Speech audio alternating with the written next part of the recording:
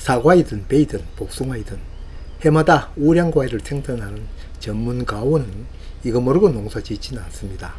그렇지만 몇 그루 심어 가꾸는 텃밭농은 그냥 지나칠 수 있습니다. 이런 것이 모이고 쌓여 과일 품질을 차이나게 하죠. 하기야 과수 재배하면서 인산 비료를 전혀 뿌리지 않는 농가는 없을 겁니다. 밑비료, 복합비료 속에는 들어있으니까요. 여기에서 인산 비료의 사용은 특별히 따로 필요할 때의 사용을 말합니다. 그렇다고 그 시기에 딱 인산 비료만 필요하다는 얘기는 아닙니다.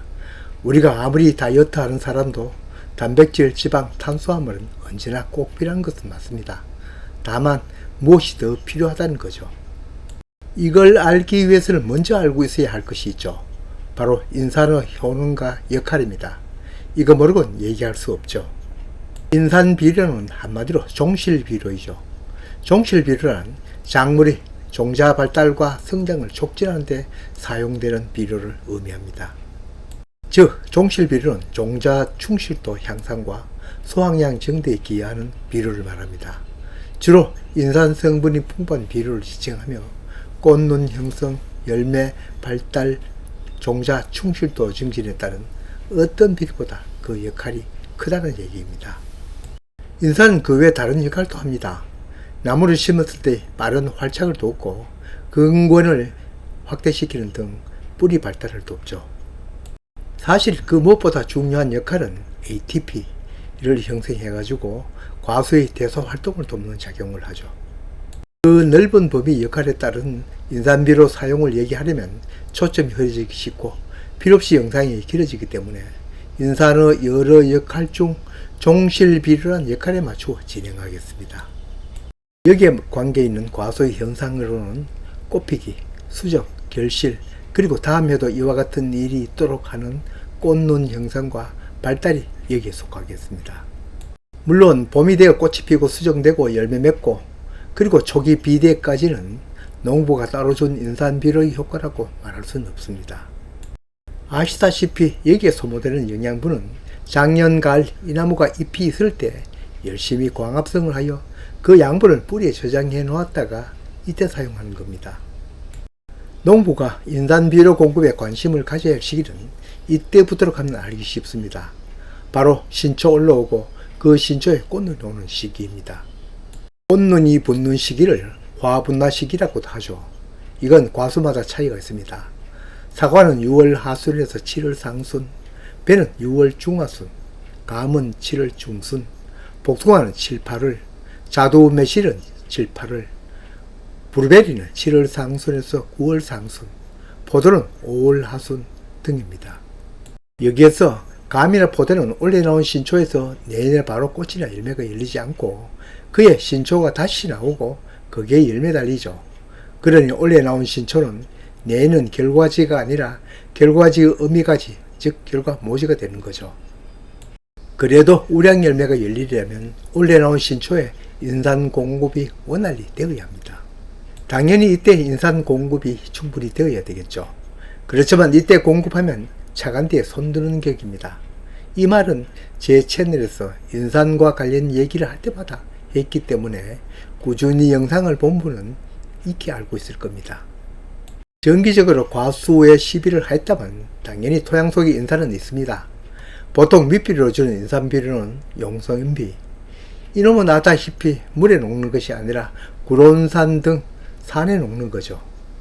그러니 한번 주면 하세월 땅 속에 있지만 인산은 느리고 필요한 때는 뿌리가 즉각 공급해 주지 못합니다.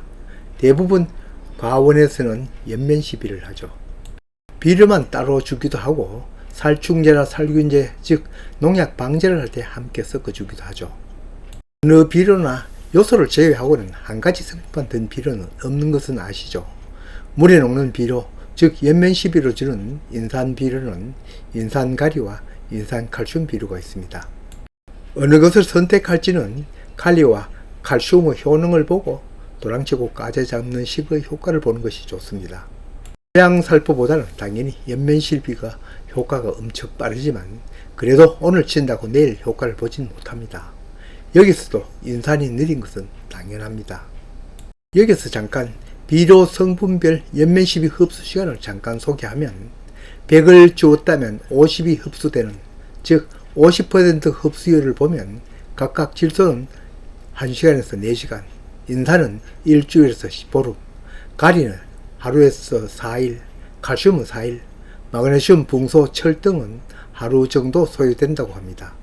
물론 이것도 자료마다 상이하지만 실제 흡수율과 시간은 식물의 종류, 생육 상태, 기상 조건 등 다양한 요인에 따라 다르겠죠. 여기에서 보듯이 가장 느린 놈이 인산입니다. 넉넉 잡아 보름이 되어야 그것도 반 정도 흡수합니다. 꽃눈 활착에 도움을 주는 연면 시비를 하려면 내가 기른 과수의 화분화 시기를 알고 늦어도 2-30일 전에 살포하는 것이 중요합니다. 당연히 수용성 인산 비료입니다. 이를테면 여기 사고 같으면 6월 하순에서 7월 상순 사이에 화분화가 이루어지니 5월 하순이나 6월 초순에 인산 중심 연면 시비를 하면 도움을 줍니다. 물론 이거 안 준다고 화분화 안 하지는 않지만 튼실한 꽃눈이 되어야 내년 우량한 열매가 열리죠. 그러니까 인산 칼리 비료나 인산 칼슘 액비를 치는데 시중에는 인산 칼슘 분말이나 잎상이 있습니다. 이건 안 녹는 것이 많습니다. 말로는 분무기 노즐을 통과한다고 하지만 통과해도 녹지 않으면 잎을 통과하지 못하죠. 인산 칼슘을 살포하려면 반드시 액상을 구하여 치는 게 안전합니다. 그리고 인산보다는 흡수 효과가 빠르다고 폴리인산 제품을 판매합니다만 아무리 빨라도 그것도 인산입니다. 얼마 정도 속도 차이가 있는지는 데이터를 갖고 있지 못합니다. 꽃눈이 형성된다고 끝나는 것이 아니라 그 꽃눈은 내내 꽃이 필 때까지 자라야 합니다. 그때도 당연히 인산이 필요한데 때로는 연면시비, 때로는 토양의 인산을 과수가 스스로 흡수하여 해결합니다. 적기에 이 인산을 살포하였다고 무조건 꽃눈이 형성되는 건 아닙니다. 해당 신초가 성장을 멈추어야 합니다. 어느 과수나 똑바로 직립하여 크는 도장지 같은 것은 인산을 퍼부어도 안됩니다. 당연히 햇빛도 필요합니다. 그늘 속에 들어있는 신초에는 꽃눈이 잘 오지 않고 왓도선 쳐도 튼튼하게 자라지 않습니다. 어쩌면 이게 더 중요합니다. 그러니 여름 신초 관리가 필요합니다. 내도 결과지로 만들 신초는 일정한 각도로 눕혀야 합니다. 여러 과수 중 그 작업이 가장 필요한 과수는 사과, 그 중에서도 후지 품종일 겁니다. 또 햇빛을 보기 위해 여름 전정도 당연히 필요합니다. 텃밭에 과일나무 심어놓고 아무리 기다려도 열매 열리지 않는 이유 첫째가 바로 여름 전정하지 않는 탓이라고 여러 번 얘기했습니다. 다음은 열린 과일에 대한 인산 공급입니다. 과일이 굵은이 되는 질소와 가리가 필요합니다. 그러니 비대기에는 이들을 중심으로 연면 살포나 아닌 토양 시비가 필요합니다. 과일이 크기만 하다고 좋은 건 아니죠. 굵으면서도 맛과 향이 좋아야죠. 그러니까 당도는 물론이고 그 과일 특유의 향기와 맛, 다음은 빛깔, 즉 때깔이죠. 이런 건 인산이 담당합니다. 인산은 식품 첨가물로도 사용됩니다. 같은 목적입니다. 손바닥 농장 채널은 언제나 원래 기반을 두고 얘기를 진행하고 더구나 시청자층도 다양합니다. 그러다 보니 세세히 얘기를 진행하는데 다 알고 있는 내용이 나오면 건너뛰고 시청하면 되겠습니다. 이제 정리하면 과수 재배에서 인산은 크게 꽃눈 형성기와 과수 비대 후기에 필요합니다. 이때는 인산을 연면 살포 중심으로 공급하는데 인산이 함유된 비료는 인산가리와 인산칼슘 액비가 있습니다. 어느 것이든 인산은 흡수가 느립니다. 연면 살포를 해도 2-30일 전에 공급하는 것이 좋습니다. 적어도 15일 전에는 공급해 주어야 차간 뒤에 손들지 않습니다.